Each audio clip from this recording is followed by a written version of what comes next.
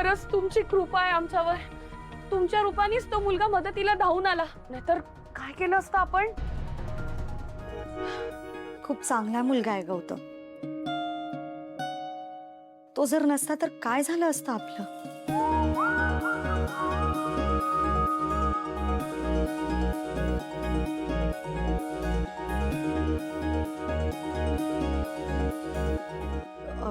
म्हणजे मदत केली ना त्याने आपली. तो घ्यायला आला ना तर मला जरा अल्लडच वाटला, पण चांगला आहे हो, मनाने पण चांगला आहे. स्वामी भलं करू दे त्याच.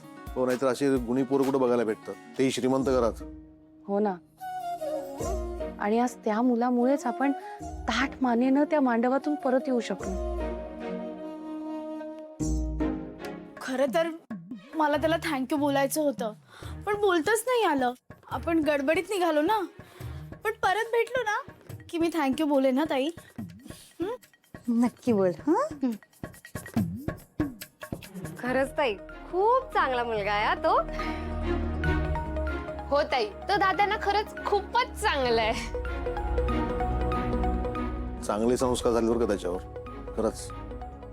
आणि तेच संस्कार त्याच्या भावावर नाही झालेत का? अहो, कशी समाजाची बाजू घेत होता. नाहीतर काय, नुसता शहाणपणा करत होता. शायनर कुठला. काय झालं काय माहित नाही, नुसती मध्ये मध्ये बडबड बडबड.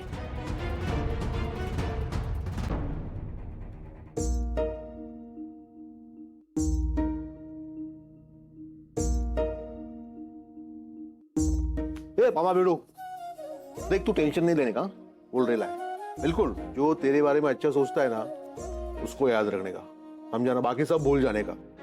अरे बेड़ू हंसता है को, सच बोल रहा है मैं. हाँ, अच्छा बोल, अच्छा सुन. हाँ, ऐसा गहरी सांस लेने का और क्या बेड़ू, झाड़ लगाने का, समझा ना बेड़ू.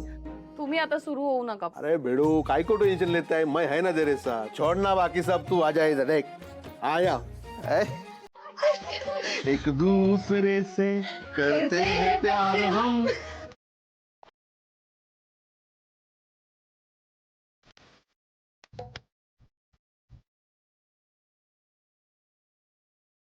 यार हम